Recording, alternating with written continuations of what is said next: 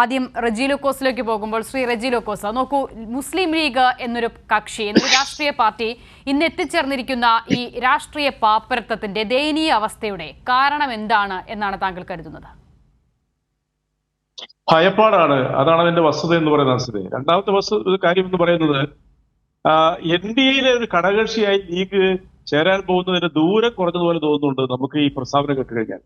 ബഹുമാനപ്പെട്ട സാദിഖ് അലി ശിഹാബ് തങ്ങള് ഈ രീതിയിലുള്ള വിരുദ്ധ പ്രസ്താവനകൾ ഇറക്കുന്ന ആദ്യമല്ല. അദ്ദേഹം ഹാഗിയ സോഫിയയെ കുറിച്ച് പറഞ്ഞ അദ്ദേഹം എഴുതിയ ചന്ദ്രികയിലെ ഒരു ലേഖനം വ്യാപകമായ പ്രതിഷേധത്തിനിടയായി. പിന്നീട് അദ്ദേഹം അത് പിൻവലിച്ച് അതിൽ ഖേദം പ്രകടിപ്പിച്ചു. ഇപ്പോൾ അദ്ദേഹം പറഞ്ഞിരിക്കുന്നത് അത് തന്നെ. ഇദ്ദേഹം 2 ദിവസം മുമ്പ് നടത്തിയ ഒരു പ്രസ്താവനയിൽ, ഒരു പ്രസംഗത്തിൽ അദ്ദേഹം പറഞ്ഞിരിക്കുന്നത് എന്താ? രാമക്ഷേത്രം പണിയുന്നത് ഇന്ത്യയുടെ പൊതുവായ ഒരു വികാരമാണെന്നും അത് അവിടെ പണിയേണ്ട അനിവാര്യമാണെന്നും ഒരു RSS നേതാവിനെ പോലെയോ ഒരു BJP നേതാവിനെ പോലെ അദ്ദേഹം പറഞ്ഞു എന്നത് പിന്നെ എന്നോട് ചോദിച്ച ചോദ്യത്തിന്റെ അടിവരയിടുന്ന ഒരു വസ്തുത. എന്താണ് ചോദിച്ചത്? മുസ്ലിം ലീഗിലെ അല്ലെങ്കിൽ മുസ്ലിം സമൂഹത്തിലെ ഭൂരിപക്ഷത്തിന്റെ അഭിപ്രായമാണെന്നുള്ളവരും. എത്ര ഗതികേടാണ് അദ്ദേഹം അതിലൂടെ പ്രകടിപ്പിച്ചിരിക്കുന്നത്. അതാ ഞാൻ പറഞ്ഞ ഭയപ്പെട്ടിട്ടാണ്. ഇത് അദ്ദേഹത്തിന്റെ മാത്രം അഭിപ്രായമല്ല. മുഖ്യശത്രു BJP അല്ല എന്ന് പറഞ്ഞ ഒരു നേതാവുണ്ട് മുസ്ലിം ലീഗിന് ഇതിനു മുമ്പായിട്ട്. അത് സാക്ഷാൽ PK കുഞ്ഞാലിക്കുട്ടിയാണ്. മുസ്ലിം ലീഗിന്റെ തന്നെ യൂത്ത് ലീഗിന്റെ ഒരു ഓൺലൈൻ ചാറ്റിങ്ങിൽ അദ്ദേഹം പങ്കെടുത്തുകൊണ്ട് പറഞ്ഞതാണ്, മുഖ്യ ശത്രു BJP അല്ല എന്ന് പറഞ്ഞു. അന്ന് തന്നെ ഈ ലീഗിന്റെ നിലപാടുകളെ കുറിച്ച് മുസ്ലിം ലീഗിന്റെ അണികളിൽ വലിയ വ്യാപകമായിട്ടുള്ള സംശയങ്ങൾ ഉടലെടുത്തിട്ടുണ്ട്. ഇപ്പോൾ ഇത് പരസ്യമായിട്ട് തന്നെ പുറത്തു വന്നിരിക്കുന്നു. സുപ്രീം കോടതിയിൽ നമ്മൾ ശ്രദ്ധിക്കുക, സാദിഖലി തങ്ങള് ശ്രദ്ധിക്കേണ്ട ഒരു വസ്തുതയുണ്ട്. സുപ്രീം കോടതിയിൽ വാദിച്ചപ്പോൾ സുപ്രീം കോടതിയിൽ വിധിയിൽ പറഞ്ഞത് എന്താ? അവിടെ നിന്നും പുരാവസ്തു ഗവേഷകർക്കോ ആർക്കോ അവിടെ ഒരു ക്ഷേത്രമുള്ളതായിട്ട് ഒരു ചെറിയ തെളിവ് പോലും കണ്ടെടുത്താൻ പറ്റിയിട്ടില്ല. പിന്നെ ഒരു സമന്വയത്തിന്റെ പാതയിൽ അവിടെ സുപ്രീം കോടതിയിൽ വിധി പ്രഖ്യാപിച്ചത് മാത്രമേ ഉള്ളൂ. അപ്പൊ പൂർവികമായിട്ട് തന്നെ വരും. നൂറ്റാണ്ടുകളായിട്ട് തന്നെ ഈ ഗവേഷകരെ മുഴുവനും ഗവേഷണം നടത്തിയിട്ടും ആർക്കിയോളജിക്കൽ ഇന്ത്യ എന്ന് പറയുന്ന സ്ഥാപനത്തിന് പോലും അവിടെ ഒരു ക്ഷേത്രം നിലനിന്നതായിട്ട് യാതൊരു തെളിവും, ഒരു ഇഞ്ച് ഒരു കഷ്ണം പോലും കിട്ടാത്തൊരു സാഹചര്യത്തിൽ അവിടെ ഒരു മുസ്ലിം ദേവാലയം തകർത്ത് RSSകാരും ഹിന്ദുത്വവാദികളും തകർത്ത് തരിപ്പണമാക്കി ഇന്ത്യയുടെ മതേതരത്തിനെ വെല്ലുവിളിച്ച ആ അനുഭവത്തിൽ അന്നത്തെ ശിഹാബ് തങ്ങള് വളരെ മാന്യമായ രീതിയിൽ അതിനെ ഒരു വർഗീയപരമായ രീതിയിലുള്ള ചേരുന്നതിലേക്ക് പോകേണ്ട അദ്ദേഹം കൃത്യമായി നിയന്ത്രിച്ചു. അതിനെ മതേതരങ്ങൾ കേരളം അപ്രീഷിയേറ്റ് ചെയ്തു. പക്ഷെ അതുകൊണ്ട് ആ മുറിവുണങ്ങുമോ?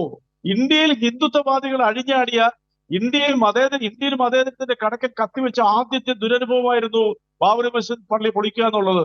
ആ പള്ളി പഠിച്ചതിൽ ഏറ്റവും വേദനിക്കുന്ന ഒരു വിഭാഗത്തിന്റെ കേരളത്തിലെ പരമോന്നത നേതൃത്വത്തിലിരിക്കുന്ന രാഷ്ട്രീയ കക്ഷിയുടെ നേതാവെന്ന് ആയിരിക്കുന്ന ഈ ബഹുമാനപ്പെട്ട തങ്ങള് ഈ രീതിയിൽ ഒരു പ്രസ്താവന ഇറക്കിയതിലൂടെ തന്നെ വാസ്തവ പുരാണത്തിന് മുസ്ലിം ലീഗിന്റെ അണികളിൽ അവശേഷിക്കുന്ന അണികളിലൂടെ കൊഴിഞ്ഞു പോയിക്കൊണ്ടിരിക്കുന്നു എന്നുള്ളതാണ് വസ്തുത എന്ന് പറയുന്നത്.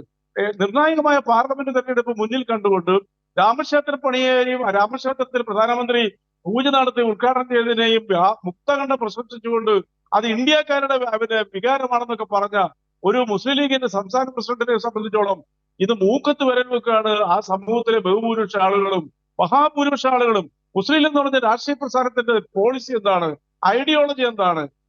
മലപ്പുറം ജില്ല എന്ന് പറയുന്ന ആ ജില്ല മാത്രമല്ല, മുസ്ലിം സമൂഹം എവിടെയുണ്ടോ, ഈ രാജ്യത്ത് എവിടെയുണ്ടോ അവിടെയെല്ലാം ആ സമൂഹത്തിന് മാത്രമല്ല, ഇന്ത്യയിൽ മതേതരത്തിൽ വിശ്വസിക്കുന്ന ഈ രാജ്യത്തെ മുഴുവൻ ജനങ്ങളുടെ മനസ്സിനെ വേദനിപ്പിച്ച ഈ കൊടും ഹത്യക്കെതിരെ ശബ്ദിക്കുന്ന ഒരു വലിയ ജനാധിപത്യ സഹിഷ്ണുതയുള്ള ഈ നാട്ടിൽ സുപ്രീം കോടതിക്ക് പോലും കണ്ടെത്താൻ ഒരു തെളിവ് കാണാതെ കണ്ട് ഒരു വിധി പ്രഖ്യാപിച്ചതിനെയും അവിടെ രാമക്ഷേത്രം നിർമ്മിച്ചതിനെയും ലീഗിന്റെ കേരളത്തിലെ സംസ്ഥാന പ്രസിഡന്റ് പുകഴ്ത്തി സംസാരിക്കുകയും ലജ്ജാകരമായ രീതിയിൽ സാദിഖ് അലി തങ്ങളെ ന്യായീകരിച്ചുകൊണ്ടും അദ്ദേഹത്തെ അഭിനന്ദിച്ചുകൊണ്ടും ജന്മഭൂമിയിൽ ഒരു എഡിറ്റോറിയൽ വരിക എന്ന് പറഞ്ഞാൽ അത് ലീഗിനെയും സ്നേഹിക്കുന്നവരെയും ആ സമൂഹത്തിൽപ്പെട്ടവരെയും ഒരു പരിധിവരെ മതേതര കേരളത്തിലെ ജനങ്ങളെ പോലും അവഹേളിക്കുന്നതിനും അപമാനിക്കുകയും ചെയ്യുന്നതിന് തുല്യമായി പോയി.